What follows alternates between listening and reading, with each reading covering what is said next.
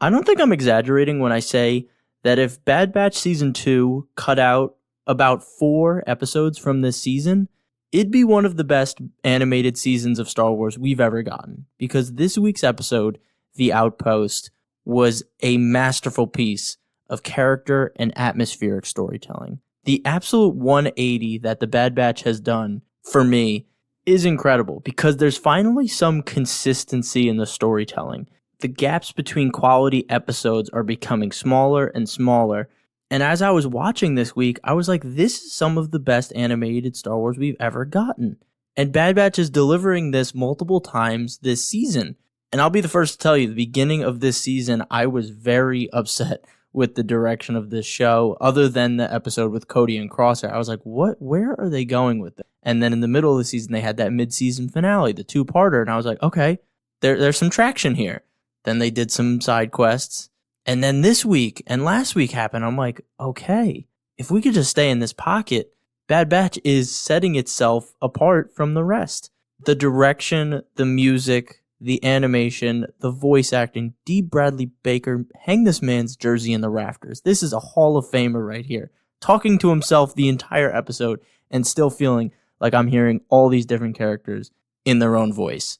And what really made this episode stand out to me was it had a reoccurring motif throughout, with the Vulture constantly circling this outpost where the story is taking place. And I want to dive right into that because you guys know how much I love circular storytelling. I love when the story comes back around, whether it's the theme or the characters.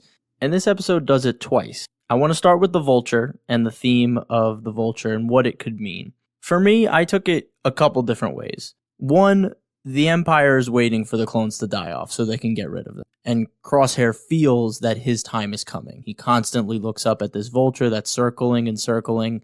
And we know that the clones are slowly getting phased out. The episode starts with them reluctantly taking clones away, like, you're getting reassigned to this faraway planet. And they're like, we don't want to go.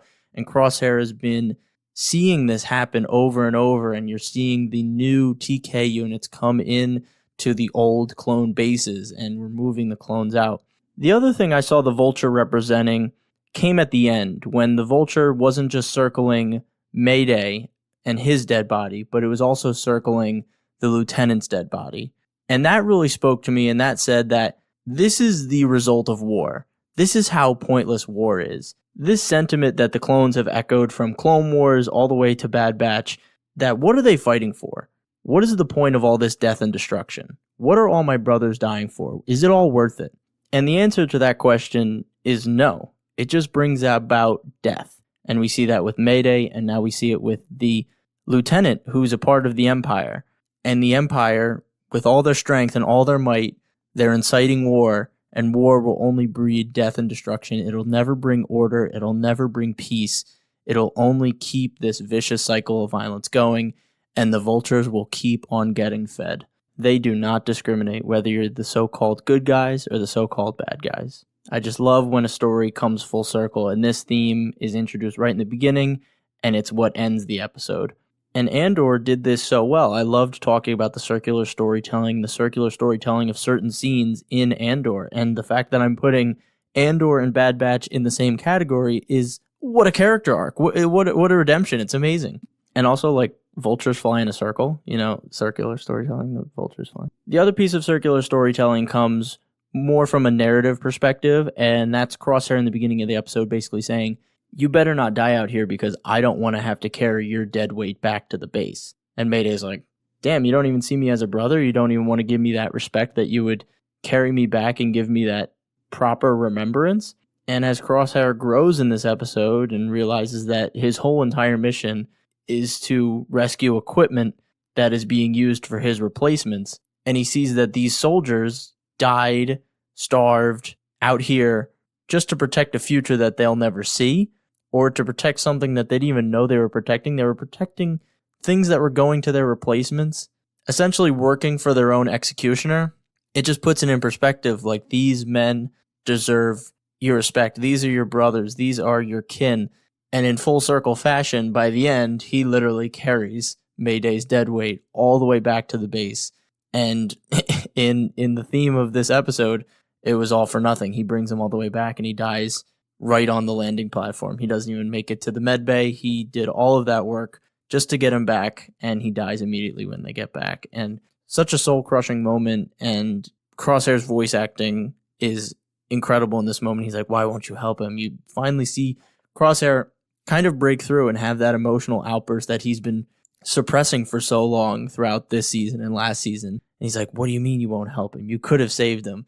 And then he finally breaks and shoots the lieutenant. It's fantastic. The music in that moment, Kevin Kiner is really doing his thing here. I think up until this point in the season, he had been doing a lot of atmospheric stuff. And I think here he really pushed for that orchestral moment because it is such a huge moment. And I absolutely loved the crescendo here. And there was so much buildup. I almost thought that Crosshair was also going to die here. I thought they were just going to firing squad him. I'm like, oh my gosh, is this actually going to happen? But he's being taken away to the lab on Mount Tartarus. I forget what it's called, but essentially where the Empire is doing all of these experiments. We see they're cloning Zillo beasts. They're using their armor for something we don't know yet. We don't know what they're cloning, and we don't know what they're doing to Crosshair here. It's very interesting to see that they're now testing on these clones. Earlier, we saw that we had that assassin clone that Rex and Senator Chuchi took care of. He didn't seem like a regular clone, and he was essentially ready to commit suicide, and he bites his tooth, and then it electrocutes him, and he dies in that mid-season 2-part episode, Clone Conspiracy and Truth and Consequence. And so I don't think that's where they're going with this, because I feel like Crosshair was already in that kind of role, and they're really phasing out clones, but it's really interesting to see this dark side of the Empire. Obviously, it's all dark, but this more sadistic side of the Empire testing living things. So I have no idea what they're doing here. I know this mountain fortress laboratory is being shown in canon books before. I think it's been talked about before, but I haven't read those, so I'm not sure what its purpose is.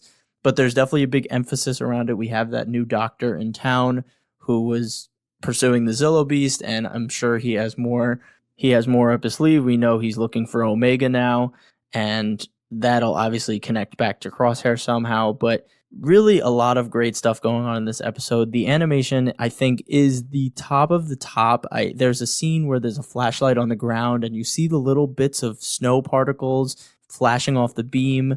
The avalanche scene, that wide shot, it looked almost photorealistic. The aftermath of the night sky and the cloud coming up from all the snow. A really great detail right when they show up on the planet and they're walking through the snowstorm and the wind's blowing them to their right. There's buildup of snow only on the side where the wind is whipping on the clones, Crosshair, and the lieutenant. And it's just amazing attention to detail. The lighting throughout is fantastic. It was very dark. It was a dark episode, we'll be honest here, but the animation is top of the top. It's really incredible what they're doing with it. And the design of these clones on the Outpost, the wraps around the armor, around their helmets, just to emphasize that they're so underfunded, they're so under-equipped that their uniforms and their armor is literally breaking apart. They literally have to bandage it together to keep it together. Another great note is when Mayday puts on his helmet, they go out for a little scouting run, and he starts talking, and his microphone is obviously very old, and he's crackling, and his voice is barely receptible. It just emphasizes that the Empire literally has ignored all of his requests for new equipment, and they're fighting a losing battle. I actually thought at one point that these local raiders were going to be deserter clones that essentially were like, we're not fighting for the Empire anymore. We're just going to steal from the Empire and run away. But then I was like, oh, well, but then they would be killing their own brothers. But, maybe you get desperate at some point and you just mutiny when there's no rules. They're just all together like, oh, you guys want to stay and fight for the Empire? I'm leaving.